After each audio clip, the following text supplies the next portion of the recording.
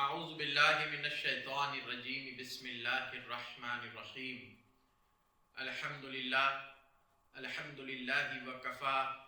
وسلام علی عبادہ الذین اصطفا وسلام علی نبی المصطفى وعلى آلہ انقا واتقا اما بعد رب اشرح لی صدری ویسر لی امری واحلل عقدۃ من لسانی یفقہوا قولی۔ السلام علیکم ورحمۃ اللہ تعالی وبرکاتہ۔ ناظرین، ویورز، میں صاحبزادہ سید کامران چشتی فرزند اکبر جناب سید سرور چشتی قدی نشین خادم آستانہ عالیہ حضرت سیدنا خواجہ معین الدین حسن چشتی حسنی حسینی ثم الاجمیری رضی اللہ تعالی عنہ وارضاہ کی بارگاہ سے آپ سب کے سامنے پیش خدمت ہوں۔ سب سے پہلے تو صدہا مبارکباد اور صدہا لائق تعظیم اور توقیر جناب مہدی کاظمی صاحب، اولیاء council of north America new York کے جو سربراہ ہیں، انہوں نے ہمارے والد قبلہ بزرگوار جناب سید سرور چشتی کی سرپرستی اور رہبری میں یہ بڑا بیڑا اٹھایا ہے کہ اولیاء کاملین، بزرگان دین، اہل اللہ، صوفیہ صافیہ کی طریقت اور معرفت اور آپ کی رشد و ہدایت اور راہ طریقت اور تعلیمات اور آپ کی شخصیات صوفیہ کرام کی، اس کے حوالے سے وہاں پر ایک پورے چرچ کو مسجد میں خانقاہ میں منتقل کیا ہے، اس کو بڑے خطیر رقم میں خرید کر اس کو خانقاہ اور مسجد میں منتقل کیا ہے، بس اسی کام کے لیے کہ صوفیہ صافیہ اہل اللہ کی تعلیمات اور ان کے جو راہ سلوک ہے اور شخصیات ہے ان کو بر صغیر کی عوام، بالخصوص بر صغیر کی عوام، بالعموم بر صغیر کی عوام اور بالخصوص جو امریکہ میں اور ویسٹرن ورلڈ میں لوگ رہ رہے ہیں، ان کی تربیت کے لیے اور ان تک تعلیم اور آشنائی کے لیے یہ پلیٹ فارم ڈیولپ کیا ہے۔ انشاءاللہ العزیز اس کی پہلی قسط، اس کا پہلا حصہ آج سے شروع ہونے جا رہا ہے۔ مجھے جو ذمہ داری دی گئی ہے، انشاءاللہ اللہ تعالی ہماری اس میں نصرت عطا فرمائے کہ ہم جو یہ چاہتے ہیں کہ صوفیہ صافیہ اللہ کا جو مشن ہے اور ان کی جو تعلیمات ہے، جو در حقیقت سچا اور صحیح طرز کا اسلام ہے، وہ مسلمان امت تک اور غیر مسلمان حضرات تک بھی ہم صحیح انداز میں پہنچا سکیں۔ اس کی پہلی نشست آج بطور انٹروڈکشن، یہ انٹروڈکٹری فیس ہے اس کو سیریز 1 میں شمار کر لیں، ابھی قسط اول ہے۔ انشاءاللہ تعالی آئندہ آنے والی قسط اسی سے قائم رہیں گی اور اسی سے جڑی رہیں گی، اور وہ بھی انشاءاللہ تعالی کافی ساری نشستوں میں ہم آپ لوگوں کے سامنے پیش کریں گے۔ اب ان سیریز کو انشاءاللہ تعالی اس انداز میں ہم لیں گے کہ ہر ممکن سوال کا جواب ہم آپ کو ایڈریس کر سکیں اور سامعین کو یعنی سننے والوں کو زہد و تقویٰ، اصلاح باطن اور تعلیم و تربیت نفس کا بھی سامان ہو سکے، یعنی صوفیہ کی تعلیمات اور ان کے جو لٹریچر ہے اور ان کی جو تعلیمات کا بڑا حصہ ہے بر صغیر میں، وہ بھی آپ تک پہنچ سکے صحیح انداز میں، ان کے حقیقی لٹریچر کے ساتھ، اصلی عبارتوں کے ساتھ، اس کی روح، اور جو اس کی روح ہے دراصل زہد و تقویٰ، اصلاح باطن اور تربیت نفس، اس کا بھی سامان آپ لوگوں کا ہو سکے، وہ بھی آپ لوگوں تک منتقل ہو، اور روحانی تاثیر بھی قلب اور باطن میں آپ کے منتقل ہو، علمی، فکری اور اعتقادی عملی اصلاح احوال بھی ہو سکے۔ اس چیز کا بھی دھیان رکھا جائے گا، چونکہ بارہا مجھ سے جو اولیاء کاؤنسل آف نارتھ امریکہ سے مربوط جو اور ان کے اراکین ہیں، جن لوگوں نے اس میں حصہ لیا ہے اور جو اس کے پائنیئرز ہیں، انہوں نے مجھ سے یہ بھی کہا ہے کہ حضرت خاص طور پہ مسائل جدیدہ جو ویسٹرن ورلڈ کے لوگوں کے ساتھ فیس کر رہے ہیں وہ اسلام کے حوالے سے اور ان کی دن بہ دن کی زندگی کے حوالے سے، اس میں بھی ہم چند اسی میں صوفیہ کی تعلیمات کے حوالے سے ان سب کے بھی سولوشنز آپ کو پیش کریں گے انشاءاللہ تعالی. اور صوفیہ دراصل اس طرح ہم تعلیمات کو لے کے چلیں گے صوفیہ اکرام کے لٹریچر کو، کہ یہ جو تمام جو آج کے زمانے میں اہل فکر و نظر اور جو اہل ظاہر علماء ہیں جن کی طرف سے صوفیہ اور تعلیمات صوفیہ پر اور تصوف پر ایک گرد و غبار پڑ گیا ہے، تو یہ بھی بڑا پاک اور صاف ہو کر تصوف کا چہرہ متجلی اور منور ہو کے آپ لوگوں کے سامنے پیش ہو سکے، اور تعلیمات صوفیہ امت محمدی کے سامنے بڑے صحیح سیاق و سباق کے ساتھ پیش ہو جائے، تاکہ اس کی ترجمانی اس کی حقیقی روح تک آپ تک، اس کی حقیقی روح کے ساتھ آپ تک پہنچ سکے. تو چونکہ آج میں پہلا فیس ہے اس کا، اس لیے میں اس پر کوئی باقاعدہ کوئی کتاب لے کر یا تصوف کی تعلیم کی اول باب سے میں آپ کو کچھ لیکچر شروع نہیں کروں گا. چند جو پوائنٹس ہیں جن کو میں ترتیب دے کر تحریر کر کے لایا ہوں، جو ہمارے اس پورے پروگرام میں، اس پوری سیریز میں، ان بیانات کے سلسلے میں جسے ہم مد نظر رکھیں گے، وہ پوائنٹس میں آپ لوگوں کو نوٹ کرا دیتا ہوں. میں نے بڑے کوشاں ہو کر اور بڑے جد و جہد کے ساتھ یہ پوائنٹس یہ دیکھا کہ سیاق و سباق کہ اس زمانے کا کیا ہے، اور 14 صدی کا جو لٹریچر ہے وہ کیا ہم سے تقاضا کرتا ہے تصوف کا،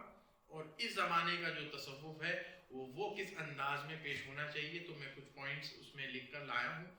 وہی پوائنٹس کو مد نظر رکھتے ہوئے ہم آئندہ کی سیریز آپ لوگوں تک آئندہ کے بیانات پہنچائیں گے انشاءاللہ تعالی. پہلی بات یہ ہے کہ تصوف کے حوالے سے، تعلیمات تصوف کے حوالے سے صوفیہ اکرام کے حوال، ان کے مقامات اور ان کی کتب تصوف، یہ سب سے پہلا مرحلہ رہے گا، جس میں صوفیہ کے حوال، ان کی تعلیمات، اور بر صغیر میں ان کا بڑا خاصا حصہ تعلیمات کا، اور یوں تو پوری دنیا میں ہے لیکن بالخصوص چونکہ بر صغیر کے عوام کو ایڈریس کرنا ہے تو اس میں بر صغیر میں خاصا حصہ تعلیمات صوفیہ کا اور ان کی کتب تصوف جو ان کے تعلیمات کا منبع ہے، اور وہ در حقیقت وہ ان کی اصل عبارت کے ساتھ ہی پیش کی جائے گی. اگر عربی میں ہے تو عربی میں، فارسی میں ہے تو فارسی میں پیش کی جائے گی، اور اردو میں ہے تو اردو میں پیش کی جائے گی. اور اس میں دونوں نوعیت کی کتابیں ہوں گی، منظوم بھی ہوں گی، منثور بھی ہوں گی. نظم میں بھی ہوں گی، نظم سے مراد جو مثنوی ہو گئی،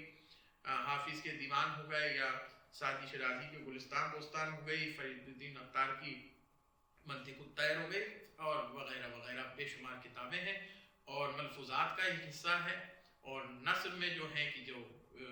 کتب صوفیہ میں روایات تصوف جو ہیں، تصوف کی ابتدا کیا ہے، تصوف کے معنی اور اس کے رمز و رموز کیا ہیں، وہ سب چیزیں جو تحریر میں لکھی ہوئی ہیں، روایاتوں میں لکھی ہیں، 1400 صدی کا جو ایک بڑا دفتر ہے وہ آپ لوگوں کے سامنے پیش کیا جائے گا. دوسرا یہ کہ شکوک و شبہات اہل علم و فکر، یعنی بالخصوص علماء ظاہر، جو ظاہر بھی ہیں، ان کے جانب سے اٹھے جانے والے جو اعتراضات ہیں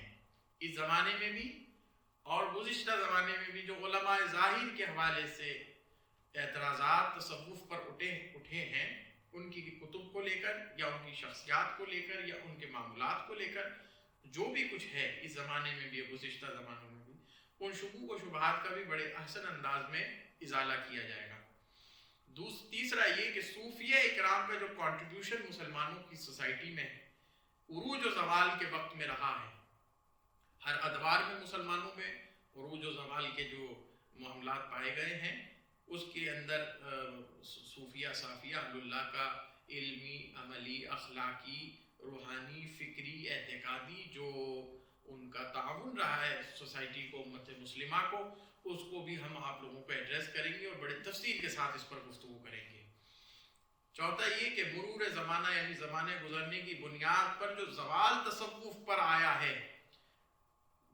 جو تصوف پر زوال آیا ہے، اہل طریقت پر زوال آیا ہے، خانقاہوں پر زوال آیا ہے، گدی نشینوں پر، سجادگان پر، پیروں پر جو زوال آیا ہے، جو انحطاط آیا ہے، وہ غفلتیں ہیں، کوتاہیاں ہیں، تغیرات ہیں اور انحرافات ہیں جو واقع ہوئے ہیں، اس کے اسباب کیا ہیں، اس کے علل کیا ہے، اس کی وجوہات کیا ہیں، وہ سب آپ لوگوں کو پیش کی جائیں گی، اور اصل حقیقی چہرہ تصوف کا کیا ہے وہ بھی آپ کے سامنے بے نقاب کیا جائے گا انشاءاللہ العزیز۔ لفظ تصوف پر تحقیق تصوف کی حقیقت، سلوک اور طریقت صوفیہ کے حوالے اور اسلامی تاریخ میں،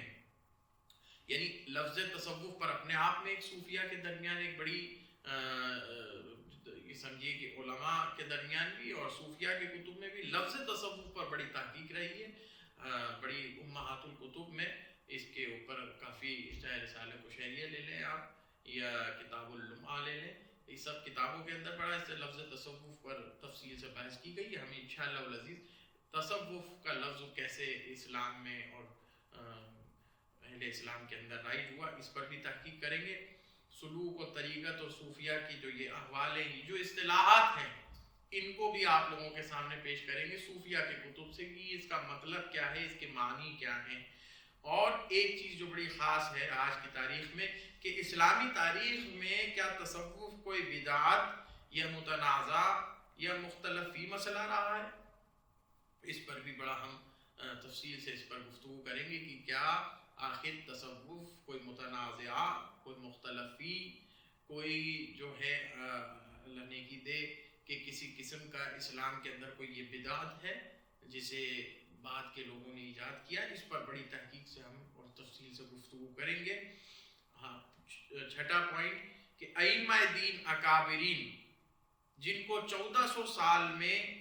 چاہے وہ علم تفسیر کے امام ہوں یا علم حدیث کے امام ہوں، علم فقہ کے امام ہوں یا علم کلام کے، علم تاریخ کے یا علم عقیدہ کے، 1400 سال کے اندر جو اسلامی لٹریچر کے اصل اصول، جو اسلامی لٹریچر ہے اس کے جو پائنیر، جو اس کے اتھارٹی رہی ہیں، جو اس کے اکابرین رہے ہیں ان تمام علوم کے، علوم اسلامیہ میں، تو ان کے کتاب میں جو ہم تک نسلاً بعد نسلیں یہ کتابیں پہنچی ہیں،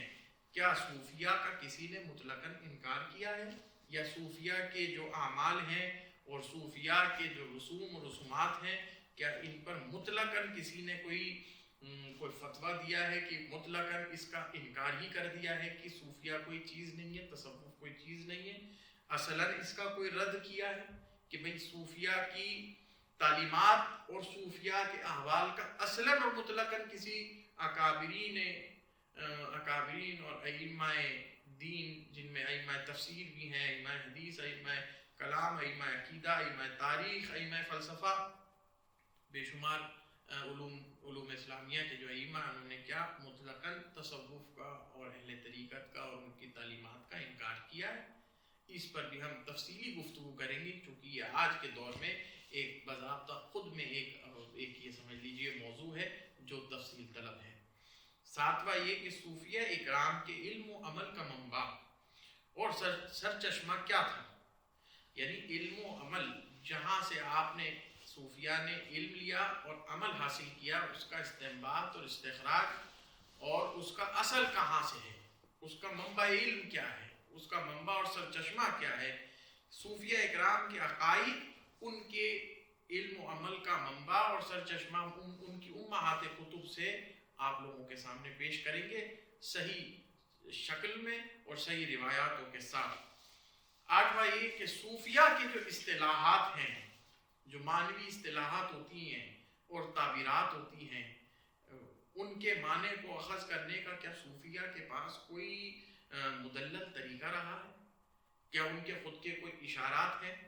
کیا ان کی خود کی کوئی زبان ہے؟ یا ان کے خود کے کوئی قواعد اور اصول اور ضوابط ہے، کچھ شرائط ہے جنہیں پڑھ کر ان اصطلاحات کا افہام و تفہیم کی جا سکتی ہے،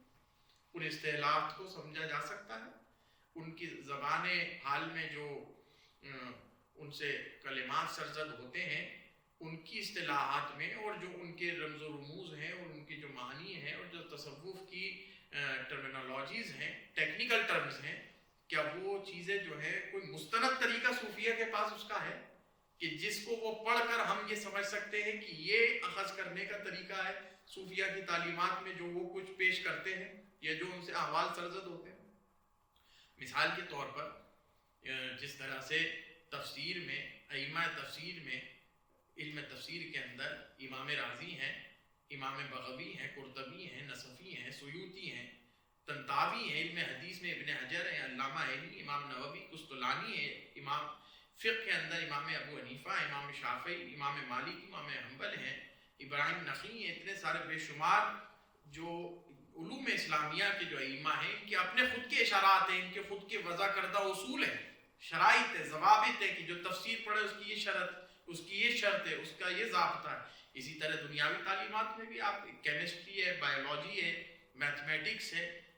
سیلولر سائنس ہے، ان سب کے اپنے اشارات ہیں، اپنی اصطلاحات ہیں۔ کیا انہیں بنا پڑھے کوئی ظاہر بھی یہ کہہ سکتا ہے کہ بھائی ہم نے اس علم کا موضوع، یہ جو موضوع ہے، اس کو، یہ جو علم ہے اس کو ہم نے حاصل کر لیا اور اس کو بغیر حاصل کیے جو ہے اس کے اشارات کو سمجھے، اس کو کتب بینی کیے، کیا ہم ان کے اوپر گفتگو کر سکتے ہیں؟ تو اس پر بھی ایک تفصیلی کلام اور تفصیلی کتب صوفیہ سے آپ لوگوں کو مدلل جوابات دیے جائیں گے۔ اور نوا یہ کہ صوفیہ اکرام کے مستند سلاسل، ان کی کتب، ان کے مدارج، مستند ان کی کتابیں کون کون سی ہیں جسے ہمیں اخذ کرنا چاہیے راہ طریقت میں، اور انہیں اپنا اصل بنانا چاہیے، صوفیہ کے لیے انہیں حوالہ دینا چاہیے وہ، اور ان کے مدارج جو ہیں توبہ کے، تقوی کے، زہد کے، معرفت کے، خشیت کے، خوف کے، قبض کے، بسط کے، عشق کے، محبت کے، عبادت کے، استعانت کے، محق کے، فنا کے، بقا کے، جو یہ درجہ بندی ہے صوفیہ کے اندر، یہ جو اصطلاحات ہیں اور یہ جو ان کے درمیان مدارج ہیں اور ان کے درمیان جو گریڈیشنز ہیں، یعنی کہ عوام، پھر خواص، پھر اخص الخواص، ان سب کا بھی آپ کے سامنے تفصیل سے ان کی گفتگو کی جائے گی۔ 10واں تعلیمات صوفیہ کا قرآن و احادیث اور اہل بیت اطہار اور صحابہ اکرام کی روشنی میں جائزہ لیا جائے گا۔ صوفیہ کی جملہ تعلیمات اور ان کے جملہ معمولات، ان کی زندگی بھر کے عمل اور ان کی سیرت اور ان کے کردار اور ان کے تبلیغ دین کا جو انداز ہے، اس کا قرآن، احادیث اور ائمہ اہل بیت اطہار، صحابہ اکرام، تابعین، اتباع تابعین کی روشنی میں جائزہ لیا جائے گا انشاءاللہ۔ صوفیہ کے بود و باش، بعض لوگ یہ سمجھتے ہیں کہ صوفیہ راہبانہ کوئی ایک اپنے آپ میں کوئی مسئلہ کہ یہ چند گروہ ہے جو آئسولیشن کا درس دیتے ہیں، یہ کوئی راہبانہ تعلیمات ہیں، یعنی دنیا داری سے ہٹ جاؤ اور کوئی پہاڑ و گفا میں جا کے بیٹھ جائیں اور جنگل میں اور صحرا میں چلے جائیں اور اللہ اللہ کرے تسبیح پکڑ کے، یہ صوفیہ ہے۔ مطلب ان کا فزیکل لائف، پریکٹیکل زندگی سے اور مسلمانوں کے معاشرے سے، ان کی سوسائٹی سے بالکل جو ہے کٹ کر کوئی ایک زندگی گزارنے کا طریقہ ہے، کوئی نقشہ یا حیات ہے، نہیں۔ وہ اس پر بھی ہم بڑی تفصیل سے گفتگو کریں گے کہ صوفیہ کے لیے جو بدزنی پیدا کر دی گئی ہے علماء ظاہر کے حوالے سے کہ وہ آئسولیشن کا درس دیتے معاذ اللہ، اس کا بھی جواب دیا جائے گا۔ 12واں یہ کہ صوفیہ اکرام کی بیعت و اجازت، پیری مریدی کی شرعی حیثیت، بیعت و اجازت اور پیری مریدی کی ان کی شرعی حیثیت۔ صوفیہ اکرام کے چند رسومات جن پر اہل نظر علماء ظاہر نقد و جراح کرتے ہیں اور تعقب کرتے ہیں، مثال کے طور پر مثلا زیارت قبور اولیاء اور ان کی بارگاہوں میں مراقبہ اور ان کی بارگاہوں سے استعانت، استغاثہ اور سجدہ تعظیمی، طواف تعظیمی، سماع اور موسیقی وغیرہ جیسے جو رسومات صوفیہ ہیں جو ان کے درمیان بڑے عام اور بڑے ہر زمانے میں اس چلن میں رہے ہیں کہ یہ صوفیہ کی تعلیمات کا خاص حصہ بنے ہیں، تو ان پر بھی بڑی تفصیل سے گفتگو کی جائے گی۔ قرآن، حدیث، ائمہ اور ائمہ اہل بیت، صحابہ اکرام، تابعین، اتباع تابعین اور ائمہ صوفیہ کے حوالے سے انشاءاللہ۔ 13واں پوائنٹ صوفیہ کی کرامت، کرامات، کشف و استغراق اور خواری کے عادات، ان کی حقیقت، تصور شیخ اور کرامات اور ان کا مقام کیا ہے صوفیہ کے درمیان، یعنی کشف اور استغراق اور کرامات اور خواری کے عادات اور تصور شیخ، ان سب کا مقام صوفیہ کے نزدیک کس قدر بلند ہے اور کیا ہے، اس کے بارے میں بھی تفصیل سے گفتگو کی جائے گی۔ 14واں پوائنٹ صوفیہ کی کتب میں الہام اور القاء کی بات کافی زیادہ ہوتی ہے۔ الہام اور القاء کے حوالے سے کافی ساری روایاتیں آتی ہیں، کافی صوفیہ کے اوپر الہام و القاء ہوا ہے۔ مگر وہ ہوتا یہ ہے کہ تنگ نظر لوگ یہ ظلم کر بیٹھتے ہیں کہ وہ یہ کہتے ہیں معاذ اللہ تعالیٰ کہ کہیں صوفیہ نے الہام کو وحی تو نہیں قرار دے دیا ہے، وہ ختم نبوت کے باب پر آنچ تو نہیں آ گئی ہے، معاذ اللہ تعالیٰ یہ ایک بدظنی پیدا کی گئی ہے صوفیہ کی طرف سے۔ تو صوفیہ کے اس الہام اور القاء اور کشف، اس کے بھی بارے میں تفصیل سے گفتگو کی جائے گی انشاءاللہ العزیز، اور بیان کیا جائے گا کہ الہام، القاء اور وحی میں بڑا زمین و آسمان کا فرق ہے، اور اس میں شریعت کا کیا حکم ہے اور صوفیہ کا خود کا کیا چلن رہا ہے وہ بیان کیا جائے گا۔ 15 پوائنٹ صوفیہ کا عقیدہ توحید، عقیدہ رسالت اور معرفت توحید، وحدت الوجود، وحدت الشہود وغیرہ جیسے اہم پوائنٹس جو ہیں، بڑے جامع پوائنٹس ہیں اور بڑے ضروری اس زمانے کے لحاظ سے اور صوفیہ کی تعلیمات کے اصل حصہ ہیں، وہ آپ کو بیان کیا جائے گا۔ 16 یہ کہ باطل نظریات، اعتقادات یا مراسم جو منتسبین تصوف اور متصوفین کی جانب سے پیدا ہوئے ہیں، یہ ایک بڑا خاص اہم پوائنٹ ہے، اس کو آپ نوٹ کیجئے کہ منتسبین تصوف یعنی صوفیہ کی طرف جو منسوب لوگ ہیں، اصلی صوفیہ کی طرف جو جعلی صوفی بن کر بیٹھے، منتسبین تصوف اور متصوفین جو لباس تو صوفیہ کا رکھتے ہیں مگر ان کے اندر نہ کوئی کردار، نہ سیرت اور نہ کوئی فہم صوفیہ کا ہے، نہ تعلیمات صوفیہ کی ہیں، اور نہ وہ صوفیہ صافیہ سے کوئی ربط رکھتے ہیں، بس دنیاوی غرض کے خاطر صوفی بنے ہیں۔ تو کیا ایسے باطل نظریات اور اعتقادات اور مراسم جو ان کی طرف سے خانقاہوں میں اور درگاہوں میں اور صوفیہ کی تعلیمات میں ملا دیے گئے ہیں، تو کیا ان کے حوالے سے صوفیہ کا خود کا حکم کیا ہے، یہ آپ لوگوں کو پہنچایا جائے گا۔ آخری پوائنٹ، اکابرین تصوف، ائمہ تصوف، اساطین صوفیہ، اراکین تصوف، جو اتھارٹی ہیں سلوک و طریقت، معرفت و حقیقت کی راہ میں، جو اللہ والے ہیں سچے، ان کی زندگی کے معمولات، ان کی تعلیمات اور ان کے اسماء کیا ہیں اور ان کے کردار کیا ہیں اور ان کے بر صغیر میں ان کا کیا رول ماڈل رہا ہے تبلیغ اسلام کے حوالے سے، نشر اسلام کے حوالے سے، اصلاح امت کے حوالے سے۔ اور ظاہر سی بات ہے کہ اللہ والے ہیں تو اللہ سے انسان کا اور مسلمان کا ربط پیدا کرنے میں کس قدر یہ لوگ مضبوط رہے ہیں، ان کے اسماء کے ساتھ آپ کے سامنے گفتگو کی جائے گی انشاءاللہ۔ آپ اس سے محظوظ ہوں گے، اس سے آپ کو تعلیم ملے گی کہ صوفیہ کس قدر بلندی کی شخصیات تھیں اور جس کے خاطر یہ اولیاء کونسل آف نارتھ امریکہ بنایا گیا ہے۔ انشاءاللہ العزیز اس پر سیر برسیر گفتگو کی جائے گی انشاءاللہ العزیز۔ آمین یا رب العالمین، وما علینا الا البلاغ، ان الحمد للہ رب العالمین، والسلام علیکم ورحمۃ اللہ تعالی وبرکاتہ۔